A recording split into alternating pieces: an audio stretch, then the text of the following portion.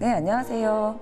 낙태죄 폐지 이후에 세계를 주제로 강의를 진행하게 된 저는 광주 여성민우회 활동가 미리네라고 합니다. 반갑습니다. 네, 2019년 4월 11일 헌법재판소 앞에서는 두 그룹의 사람들이 모여서 하루 종일 기자회견과 집회를 진행합니다. 이날 도대체 헌법재판소에서는 무슨 일이 있었던 걸까요? 어떤 판결이 있고 나서 어떤 이들은 환호하면서 웃었고 어떤 이들은 엄청난 울분을 토해냈습니다. 이날 헌법재판소에서는 매우 중요한 판결이 있었는데요. 현행법상으로 존재하고 있는 낙태죄의 위헌 여부를 판단하는 판결이었습니다. 이날 판결에서는 헌법재판소의 재판관 7대2의 결정으로 낙태죄가 66년 만에 역사 속으로 사라지는 중요한 판결이 있었는데요. 그날 판단의 근거로 현행 낙태죄는 태아의 생명 보호라는 공익에 대해서만 일방적이고 절대적인 우위를 부여하고 있다. 그래서 임신한 여성의 자기 결정권을 침해했다라고 이야기했습니다. 하지만 당장 낙태죄를 폐지했을 경우 엄청난 혼란이 야기될 것을 염려해서 2020년 12월 31일까지 법 조항을 개정하라는 헌법 불합치 결정을 내렸습니다. 그리하여 1953년 태어나 66년간 여성들의 몸을 통제하고 죄인으로 만들어왔던 낙태죄는 역사의 뒤편으로 사라지게 되었습니다. 하지만 앞에서 이야기드린 두 개의 풍경처럼 낙태와 관련한 논쟁은 여전히 진행 중이고 어쩌면 우리 사회는 더 많은 과제를 부여받았다고 생각합니다. 오늘 강의는 우리 사회에 놓여있는 이런 과제들을 중심으로 이야기를 할 예정이고요. 이 강의를 들으시는 많은 분들과 낙태죄 폐지 이후 우리가 풀어야 할 과제들을 함께 고민하는 시간이 됐으면 좋겠습니다. 참고로 강의를 진행하는 과정에서 제가 낙태라는 용어와 임신 중지, 임신 중단이라는 말을 같이 사용할 건데요. 낙태라는 말을 들으시면 어떤 느낌이 드신가요?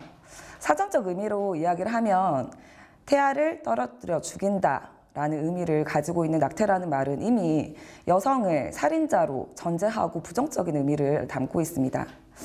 그래서 최근에 여성들은 자신의 몸의 임신과 출산의 결정을 본인이 한다라는 의미로 임신 중단, 임신 중지를 권리 차원으로 이야기하고 있습니다. 그런데 낙태라는 말이 우리 사회에서 너무 대중적으로 사용되고 있기 때문에 오늘 저는 낙태 그리고 임신 중지, 중단이라는 말을 함께 혼용해서 사용할 예정이기 때문에 그 지점은 참고해 주시기 바랍니다. 그렇다면 왜 갑자기 한국 사회에서 낙태라는 것이 뜨거운 감자가 되었을까요? 2016년으로 돌아가 보도록 하겠습니다. 2016년 6월 보건복지부에서는 의료법 시행령을 발표하는데요. 비윤리적 행위를 한 의사들에 대해 강력한 처벌을 하겠다라는 발표였습니다. 그런데 이 비윤리적 의료행위에 낙태가 포함되어 있었던 거죠. 그러자마자 산부인과 의사회는 낙태를 지금까지 현행에서 하고 있던 임신 중절 수술을 전면 중단하겠다라고 발표합니다. 이에 많은 여성들이 공분을 하죠. 보건복지부와 산부인과 의사들의 싸움에 여성들의 몸을 볼모로 삼은 것이기 때문입니다. 그런 어이없는 상황을 보고 있던 여성들은 드디어 검은 옷을 입고 거리에 나와서 시위를 시작합니다. 바로 한국판 검은 시위가 시작되는 것입니다. 그 이전에 이미 폴란드에서 많은 여성들이 검은 시위를 진행하고 있었고 아일랜드에서는 낙태와 관련된 국민투표를 진행하며 낙태가 폐지되는 세계적인 흐름이 진행되고 있었습니다. 그리고 그때를 돌아보시면 2016년 강남역 여성 혐오살인 사건을 기억하실 겁니다. 그때 많은 여성들이 나는 살아남았다라고 이야기하면서 자신의 폭력 경험을 SNS 공간에 이야기하면서 여성운동의 주체로 여성들이 성장하고 있던 시기였습니다. 세계적 흐름과 여성들의 성장과 함께 검은 시위도 활발하게 우리 사회에서 일어나기 시작한 거죠. 검은 옷을 입고 나와서 나의 자궁은 나의 것이다 라고 이야기하는 것을 보며 많은 사람들이 놀랐습니다. 그런 구호는 우리 세상에 존재하지 않았으니까요. 그리고 다른 한편에서는 아직도 낙태가 죄야? 라고 묻는 사람들이 무척 많았습니다. 왜냐하면 대놓고 이야기하진 않았지만 실제로 공공연하게 낙태가 우리 사회에서 이루어지고 있었던 것이 현실이었기 때문입니다. 갑자기 친구에게 전화가 걸려옵니다. 혹시 30만 원 있어?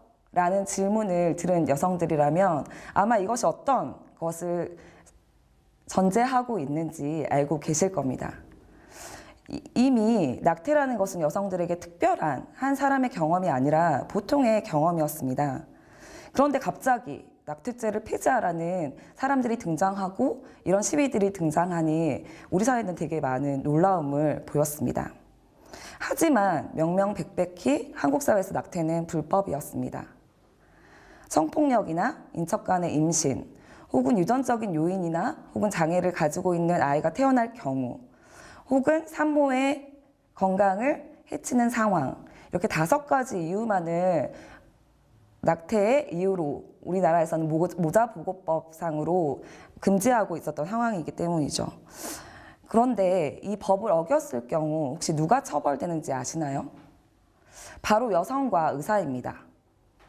임신은 여성 혼자서 일어나는 일이 아닌데도 불구하고 남성은 처벌 대상에서 제외되었습니다. 왜 그랬을까요?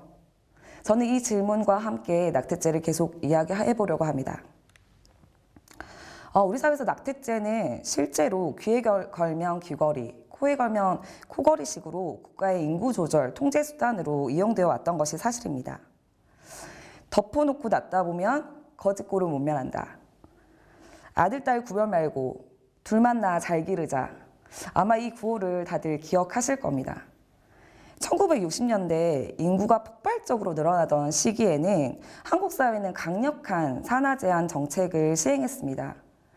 아마 많은 기억을 더듬어 보신다고 하면 실제로 시골에 정관수술을 해주는 버스가 돌아다녔던 것을 기억하실 겁니다. 그리고 여성들에게는 소파 수술이라는 불법 시술이 매우 횡행했던 것이 그때였습니다. 그리고 산하 제한 정책과 함께 물리적 기기인 초음파가 도입되던 1980년대에는 한 해 2만 명의 여아들이 살해되는 낙태 시술이 시행되었다라는 뉴스 기사도 존재하고 있습니다. 그런데 1990년대 들어서 국가는 저출산이라는 말을 꺼내기 시작합니다. 저출산율 저하가 미래의 노동력을 보장하지 못한다라는 국가의 위험한 신호를 국가는 이제 낙태죄 강력한 시행으로 풀려고 합니다. 그래서 2010년대에는 프로라이프 의사회가 결성되면서 공격적인 낙태 근절 운동이 벌어졌습니다. 프로라이프 의사회는 임신 중단 시술을 하는 병원을 고발하고 그를 시술한 의사들을 고발하기 시작합니다. 이로 인해 여성들은 당시에 중국이나 다른 나라로 낙태 시술을 받으러 가는 원정 낙태를 할 정도로 많은 어려움을 겪어야 했습니다. 그뿐일까요? 2016년 2월 가임기 여성 숫자가 표시된 대한민국 출산 지도가 국가의 정책으로 발표되었습니다. 제가 지금 서구의 어떤 동네에 살고 있는데요. 그 동네에 이름을 클릭을 하면 가임기 여성의 숫자가 나오는 출산 지도였죠. 거기에 저는 실제 한 인간이 아니라 자궁으로 존재했습니다. 실제 여성의 자궁은 여성 자신의 것이었을까요? 실제로 국가는 여성들의 몸을 낙태죄로 계속 이런 식으로 통제해 왔습니다. 그리고 낙태죄의 두 번째 문제는 여성들의 건강권을 심각하게 위협한다는 것입니다. 세계보건기구는 세계 매년 4천만 명 이상의 임신한 여성들 절반이 안전하지 않은 낙태를 받았다고 추정하고 있습니다. 안전하지 않은 낙태 이후의 사망률은 매년 7만 5천 명의 여성들의 목숨을 빼앗아갔습니다. 형법에 의한 낙태 범죄와는 생명경식 풍조를 차단하거나 낙태 근절을 가져오는 효과를 발휘하는 것이 아니라 실제 여성들을 죽음으로 몰아넣은 것입니다. 또한 낙태에 대한 상담이나 교육이 불가능하고 낙태 관련 의료 서비스 접근이 어려울 경우 실제로 이에 대한 피해는 청소년기 여성이거나 혹은 경제적으로 어려운 여성, 그리고 장애인 여성, 이렇게 사회적으로 열악한 여성들에게 훨씬 더 위협적입니다. 낙태 범죄와와 사회적 낙인은 여성들에게 실제 자신의 몸에 일어나는 일에 대한 사회적 낙인감, 태아를 살해했다라는 낙인감으로 인해서 엄청나게 인권적인 부분에서도 위협을 받고 있는 것이 사실입니다. 낙태죄의 세 번째 문제점은 실제로 낙태라는 경험이 상대방 남성이 이를 근거로 데이트 폭력이나 실제로 폭력의 이유가 되어 왔다는 것입니다. 2018년 방영된 주말 드라마 황금빛 내 인생에서는 더 이상 아이를 낳기 어려워하는 아내가 낙태 시술을 받으려고 하자 남편이 이를 고소하겠다라는 협박하는 장면이 나와서 많은 여성들의 공분을 샀습니다. 실제로 2007년 5월 의정부 지법에서는 여자친구가 낙태 시술을 했다라는 사실을 알고 여자친구와 의사를 고발해 500만 원의 금액을 뜯어냈던 남자친구에 대한 재판이 열리기도 했습니다.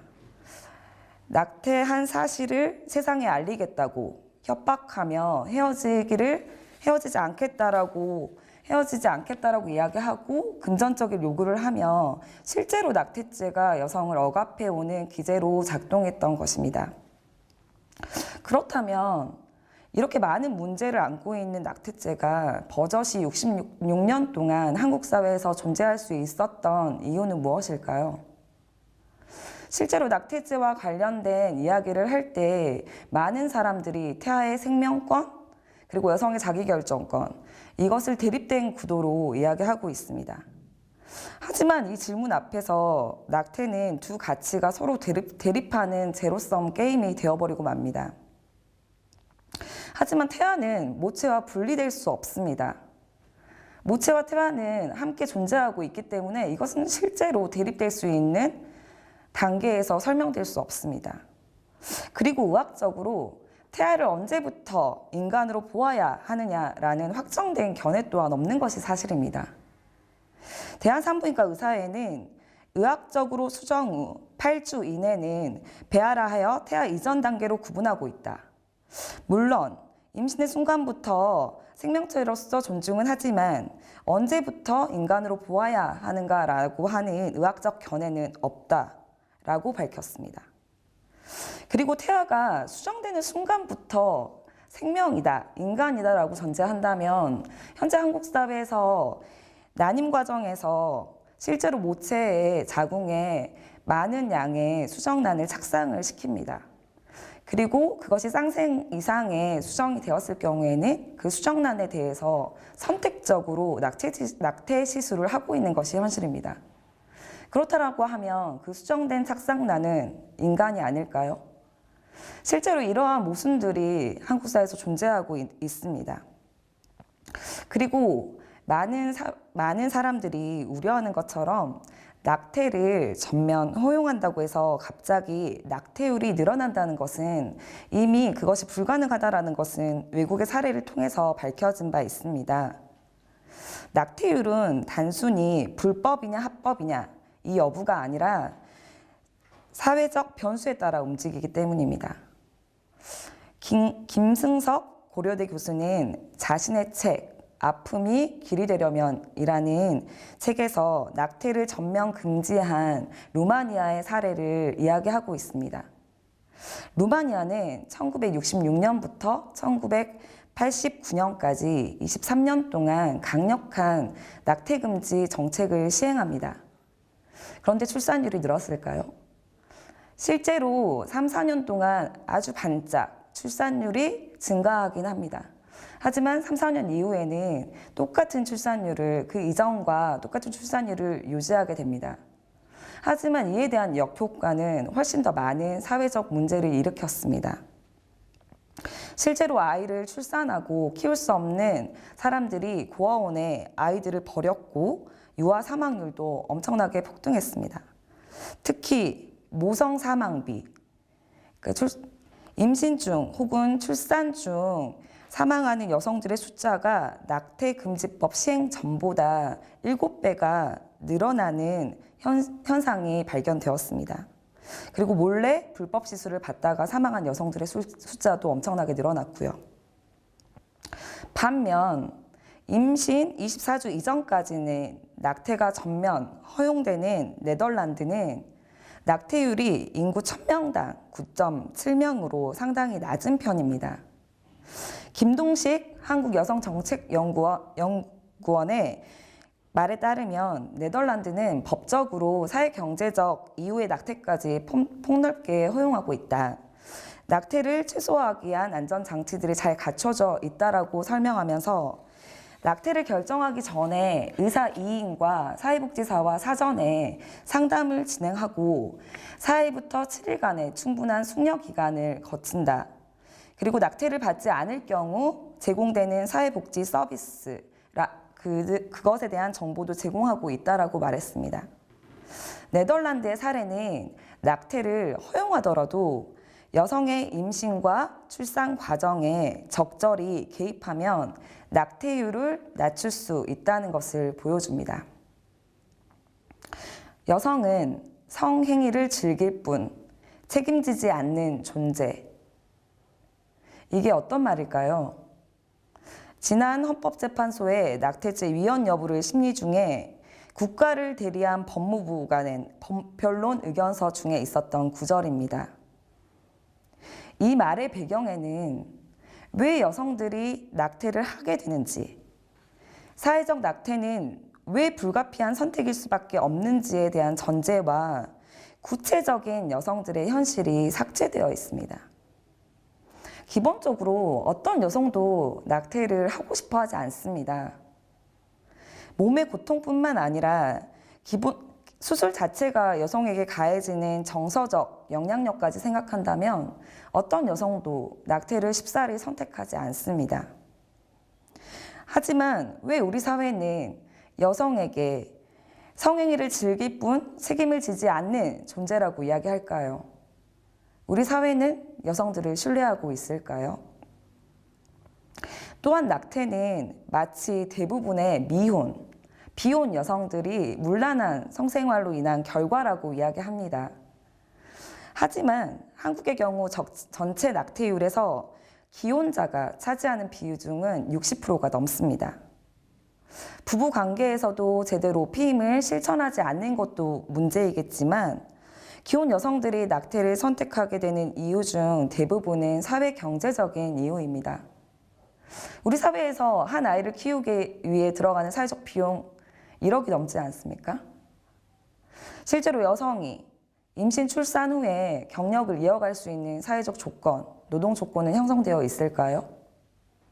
실제로 여성들은 사회경제적인 이유를 가지고 실제로 낙태를 선택하는 것이 현실입니다. 국가는 낙태는 금지되어야 한다고 지금까지 이야기해 왔습니다. 하지만 내밀하게 들어가 본다면 아이를 낳을 수 없는 것은 이미 개인의 선택이 아니라 강요된 결정이고 불가피한 선택입니다. 아이를 낳아서 제대로 양육할 수 있는 사회적인 조건. 제가 비혼이라고 하더라도, 혹시 장애아를 낳는다고 하더라도, 여아를 낳는다고 하더라도 차별받지 않는 사회적인 토대를 말하기 앞서 법으로 처벌하겠다는 정부의 시책은 결국 폭력적일 수밖에 없었습니다. 그렇기 때문에 안전하게 임신을 중단한다는 것은 단지 임신 상태를 중단할 건지 말 건지를 선택하는 문제가 아니라 기본적으로 나의 삶을 선택하는 기본적 권리의 문제인 것입니다. 2019년 4월 11일 낙태죄 헌법 불합치 판결이 났습니다. 하지만 낙태죄 폐지는 어쩌면 끝이 아니라 시작일지도 모르겠습니다. 한국 사회는 낙태를 제도화하기 위한 여러 가지 절차들을 준비해야 하기 때문입니다. 우선 낙태에 관한 정보를 가치 중립적으로 진행할 수 있는 교육 시스템이 마련되어야 합니다. 이는 시장에 맡겨놓을 수 있는 부분이 아니기 때문에 공교육에서 이러한 교육 프로그램을 마련해야 할 것입니다. 그리고 외국의 경우처럼 각 학교, 지자체마다 전문적인 상담을 받을 수 있는 클리닉을 설치해서 건강검진, 자궁경부암 검사, 백신 접종, 성적 질환 검사 등을 비롯해 피임, 성관계 등에 관한 성교육도 철저히 할 수 있게 해야 합니다. 필요하다고 하면 거점 공공의료기관을 선택해서 제도를 설계할 수 있을 겁니다. 낙태가 필수적인 의료 서비스라는 것이 우리 사회에서 적용된다면 실은 이것은 건강보험 적용에 관한 논의도 뒤따라야 할 것입니다. 단지 낙태를 허용하는 것을 넘어 사회를 새롭게 재설계할 과제가 우리 앞에 놓여 있는 것입니다. 이번 강의를 준비하면서 시골에 계신 어머니께 전화를 드렸습니다. 저한테 이야기는 하지 않으셨지만 어머니도 낙태의 경험을 가지고 있다는 것을 저희 언니를 통해서 들었던 적이 있었거든요. 엄마께 되게 조심스럽게 물어봤어요. 그날의 공기, 그날의 느낌이 어떠했는지. 엄마는 그날의 경험과 그날의 공기가 떠오르지 않는다라고 이야기했습니다. 왜 그러냐고 물었더니 별로 기억하고 싶지 않은 것이었고, 그리고 당시에 낙태했던 그 아이에게 되게 미안했다라고 말씀하시더라고요. 그래서 물었습니다. 혹시 아빠와도 이 내용을 이야기해 본 적이 있느냐? 한평생 어머니는 그날의 경험을 누구와도 공유하지 않고 있으셨다고 이야기했습니다. 그리고 말씀하셨습니다. 이게 무슨 좋은 일이라고 이 이야기를 하겠냐고요. 엄마는 아마도 한평생 죄책감을 가지고 살아오셨을 겁니다. 그런데 단지 우리 엄마만의 경험이었을까요?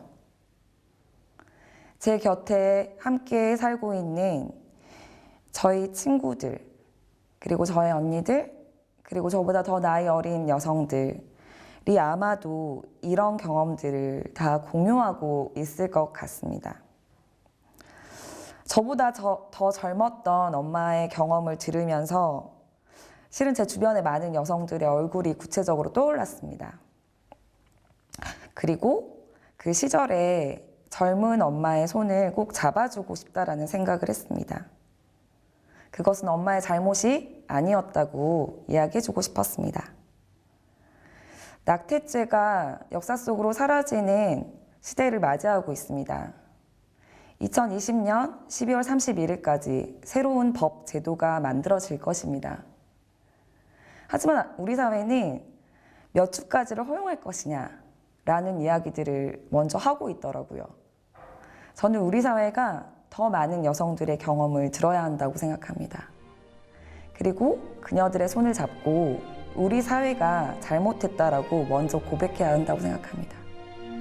그리고 제멋대로 법을 제정할 것이 아니라 여성들이 원하는 새로운 사회를 머리 맞대고 고민해서 만들어내는 법을 기대합니다.